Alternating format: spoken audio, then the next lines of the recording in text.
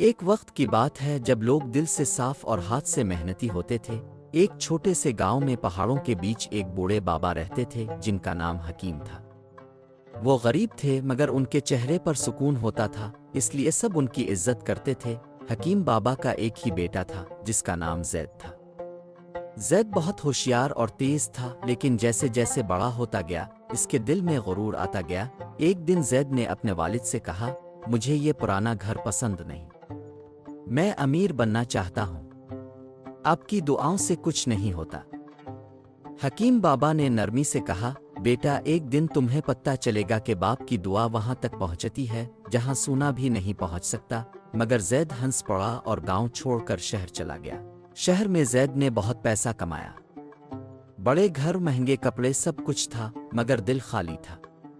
نیند نہیں آتی تھی، دل کو سکون نہیں تھا۔ دوسری طرف حکیم بابا اپنے پرانے چٹائی پر بیٹھ کر روز اللہ سے دعا کرتے، اللہ میرے بیٹے کو اپنی امان میں رکھ، اگر وہ مجھے بھول جائے تجھے نہ بھولے۔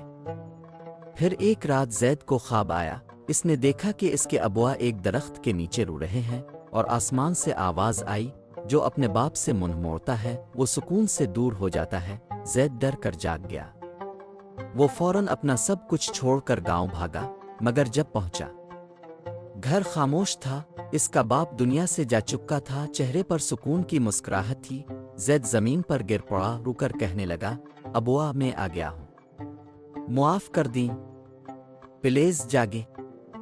لیکن اب دیر ہو چکی تھی۔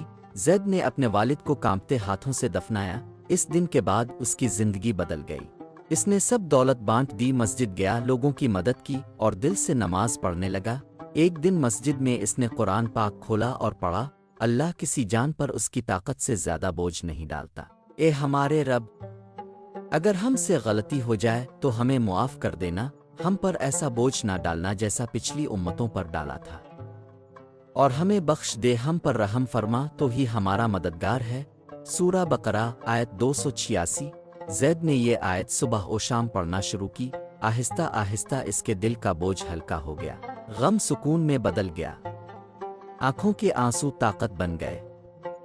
اگر کبھی اپنے والد کا دل دکھایا ہو تو یہ وظیفہ روز پڑھیں، ان کے لیے صدقہ دیں، دعا میں رو کر معافی مانگیں، اگر وہ دنیا سے جا چکے ہوں تب بھی ان کے لیے دعا کریں، اللہ دعائیں قبول کرتا ہے۔ اگر اپنے والد کا دل دکھایا ہو تو صدقہ دیں اور یہ وظیفہ پڑھیں، ان کے لیے اللہ سے مغفرت مانگیں، اور ہر جمعہ ان کی قبر پر جائیں، ان کے پاس بیٹھیں، ان سے بات کریں، دعا کریں، چاہے وہ جواب نہ دیں مگر ان کی روح آپ کی محبت کو محسوس کرتی ہے۔ کبھی بھی اپنے والدین سے منہ نہ موڑیں، ان کی دعائیں خاموش پرندوں کے پروں جیسی ہوتی ہیں، ان کا دکھ آسمان کو ہلا سکتا ہے۔